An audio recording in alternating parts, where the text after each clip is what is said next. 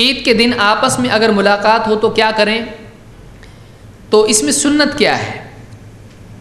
ابن حجر نے کہا کہ وروینا فی المحاملیات بسناد حسن عن جبیر ابن نفیر، جبیر ابن نفیر سے روایت ہے، کہتے ہیں کان اصحاب رسول اللہ صلی اللہ علیہ وسلم اذا التقوا یوم العید یقول بعضهم لبعض تقبل اللہ منا ومنک۔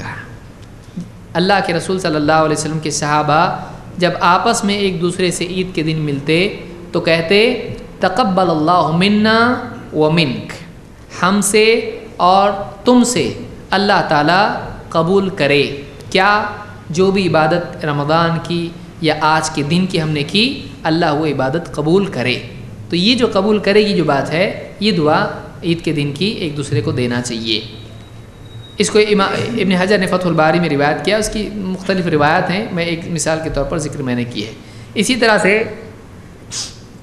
ابو القاسم الاصبہانی نے اپنی کتاب الترغیب والترہیب میں بھی یہ روایت نقل کی ہے، جس میں الفاظ ہیں تقبل اللہ منا ومنکم۔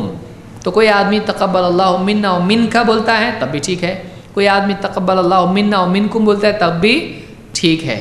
من کا یا منکم دونوں بھی، اس کی دونوں کی گنجائش ہے۔ تمام المنہ میں شیخ الالبانی نے اس کو ذکر کیا ہے۔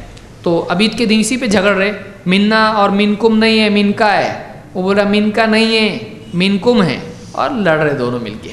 تو خواہ مخواہ یہ منا اور منکم پہ اور منکم منکا پہ لڑنا تو یہ کام نہیں ہے، اس کا کام ہے، ایسا نہیں کرنا چاہیے۔ تو چھوٹے چھوٹے مسئلے پہ عید کے دن لڑنا نہیں چاہیے۔